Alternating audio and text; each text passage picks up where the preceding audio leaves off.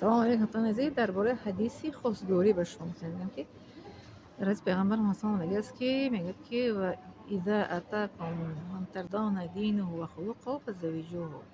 میگه کسی که بر دختر شما خواستگاری آمد که همون پسر دین دارد و اخلاق خوب دارد، رضا شوید برای اویله برپا کردن. بعد اگر که دختر مثال انتخاب کنند، همون مثال هم کورسش هم سینفش یا که همکارشه، این چونی ببینین همون مثل اخلاق خوب باشد، دیندار باشد. اساس که دیندار باشد یعنی که نماز خوان باشد و عرق خور و سیگاری کش نوسکش نباشد. اینو در نظر دارد. و از خواهم هم که خوب شده در همه چی میگن تاجیکستانی خوانم که از دختر میگذرن، آنالیزشون میسپرن، گروه خون چی و میگن و شوشاشون هم میبینن. الحمدلله که خیلی پیشرفت دیده است. اینها هم میبینن از این جهت مدیسینه را مثل که میسنجند. یکی از جهت نظری نقطه دین اسلام میگه که از خدا ترس دیندار باشد و اخلاق خوب داشته باشد، یعنی دروغگو نباشد. خیلی دروغگو را ما در حال نمیفهمیم که دروغگو بشه. یکی اساس که ناسکش سیگارتش در راه خدا باشد که کارهای بد نمیکنه باشد. ولی از زیناکاری هم مثل که دختر دا معلوم میشد که آنها میسپرن که زیناکار نباشد. مثل پسر، این نسبتی پسر اگه دیندار باشد و اخلاق خوب داشته باشد گیریم دیگه رد نکنید خواستگاریشو. نسبتی دختر گفتگی است که دختر رو به چهار ویش میگیرن، به چهار خصلتش: برای زیباییش، برای بویگریش، برای چی میگن اولاد اجداد ذریتش چگونه است، و برای دینداریش.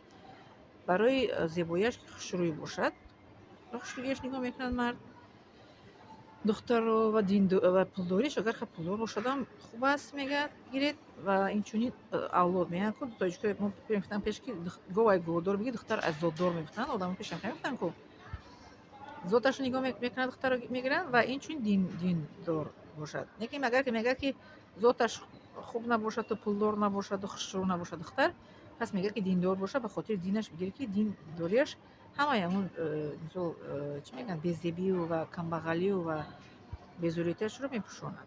هست که آدمی که مثل که پشتش قدر چی میگن دیندار نیست، که دختر خودش در دین استوار است، چی میگن دین رو رعایت میکنه، نماز میخواند، مثل که مستحکم است. پس میگه بکنید بزنی گیرید. دیدین چقدر دین اسلام وای میکند، آگاهی میده، خبر میده که چگونه مرد به شوهر برایده و چگونه زن رو بزنی گیرید.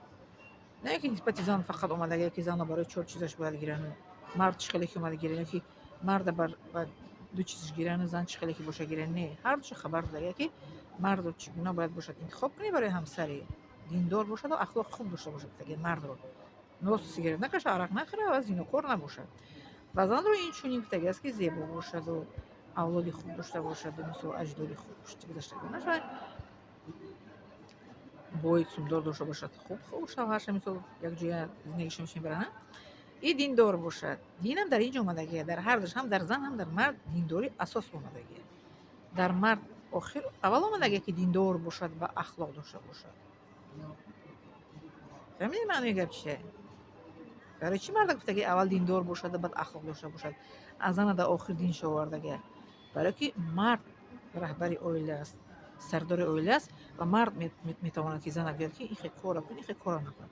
برای می اساس مرد باید دیندار باشد در عائله برپا کردن. دین در اول اومدگی نسبت مرد دیده میگه مرد تردون دینه و اذا اتاکم من تردون، یعنی دینه و خلقه. دین او رو خداوند دیگر راضی است و اخلاقش اخلاق اسلامی است. خلقه عائله برپا کنید.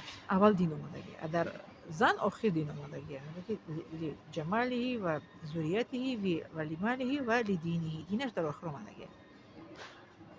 همین معنی مثل که حدیث چیست که مثل که مرد باید که دیندار باشد اساس، زن دیندار باشه. خوب است که زن برای میبینید که غیر مسلمان ها میتونن که مرد میتونه که با غیر مسلمان عائله برپا کند، با خریستیانی، با یهودی، با مثل که بت پرست، میگیم به اون شرطی که بعد ایمان میآورد. هم هست یکی زنی مسلمان اجازه نداره که با غیر مسلمان شوهر کند. حتی زنی سنی اجازه نداره که با مرد شیعه شوهر براید.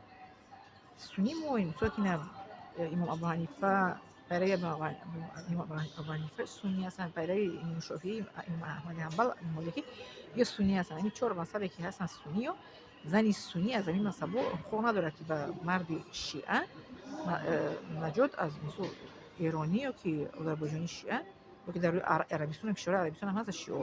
Зани мусалмони суннӣ ҳуқуқ надорад ки ба марди шиа ба шавҳар барояд. лекин марди мусалмон ҳуқуқ дорад ки гирад шиа ва ҳар миллате ки бошад барои он ки имон меорад, дар таҳти итоати мард имон меорад. Яке зан агар тонад он мардро таҳти итоати хуш оварда пеш аз никоҳ шиаро гӯяд ки ту суннӣ шавад гирад мешавад. Ёки мисол ки христианин бошад, мисол гӯяд ки мусалмон шавад имон овард, писар ки имон овард духтар метавонад ки ба шавҳар барояд. Ёки мисол ки бутпараст бошад писар, имон биёрад, духтар мусалмон метавонад ки ӯро ба шавҳар барояд.